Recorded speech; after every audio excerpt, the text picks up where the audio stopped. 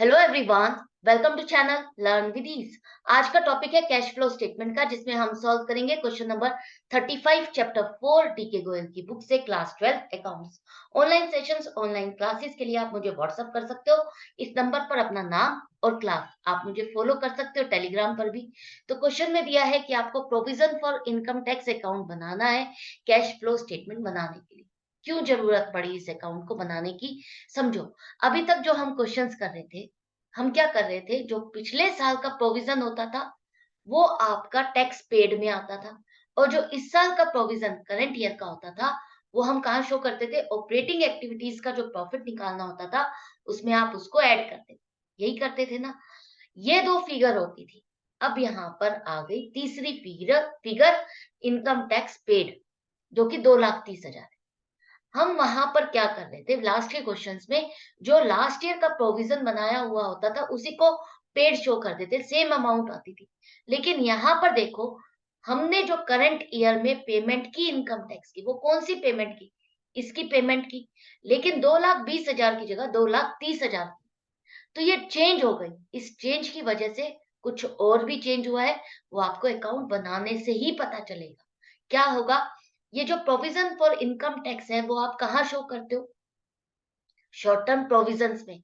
Liability side पर short term provisions में आपका ये कवर होता है। तो लाइबिलिटी साइड है तो इसका मतलब क्रेडिट साइड पर ओपनिंग बैलेंस आएगा आपका 2,20,000, और क्लोजिंग आपका डेबिट साइड पर आएगा 1,90,000। अब आपने ये जो प्रोविजन किया था, ओपनिंग बैलेंस जिसको आपको पे करना था इस साल, वो आपने 2,20,000 की जगह कितना पे किया, 2,30,000। और पे कर रहे हो तो इसका मतलब ये बैलेंस खत्म होने वाला है। तो 2,30,000 आप पे कर रहे हो, तो provision for income tax account आपका डेबिट हुआ, टू बैंक अकाउंट क्रेडिट हो गया। यही एंट्री बनेगी ना। तो ये जो प्रोविजन किया था ये खत्म हो गया, आपने इसकी पेमेंट कर दी, 2,30,000 की बैंक से पेमेंट हो गई। लेकिन 2,20,000 की जगह 2,30,000 किया, 10,000 का डिफरेंस आ रहा है। 10,000 आपने ज्यादा पेमेंट की, करेक्ट है। जिसकी वजह से आपको जो नए साल का, जो इस साल आपने प्रोविजन किया, वो आपको नहीं पता चल रहा।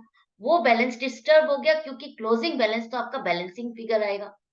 यहाँ पर डेबिट साइड का टोटल 4,20,000 हो रहा है, क्रेडिट साइड का टोटल 2,20,000 आ रहा है। तो जो डिफरेंस आ रहा है वो आपका आएगा, जो इस साल आपने प्रोविजन किया इनकम टैक्स का, वो है 2,00,000। 2,00,000 आ रहा है। अगर आप लेते तो क्वेश्चन में अगर यहीं से डायरेक्ट फिगर लेते तो क्या आती, 1,90,000 लेते। वो तो रोंग हो जाता। क्यों रोंग हो जाता, क्योंकि इस 10,000 के डिफरेंस की वजह से आपका यहाँ पर 10,000 अमाउंट कम हो गया, जिसकी वजह से आपका आगे क्वेश्चन रॉन्ग हो जाता। तो जब भी ये तीनों अमाउंट अलग अलग है तो आपको अकाउंट बनाना है, ताकि आपको करेक्ट फिगर मिल सके। तो अब हमको पता चला है कि नए साल का प्रोविजन फॉर इनकम टैक्स आपने जो करा वो 2,00,000 का है, 1,90,000 का नहीं।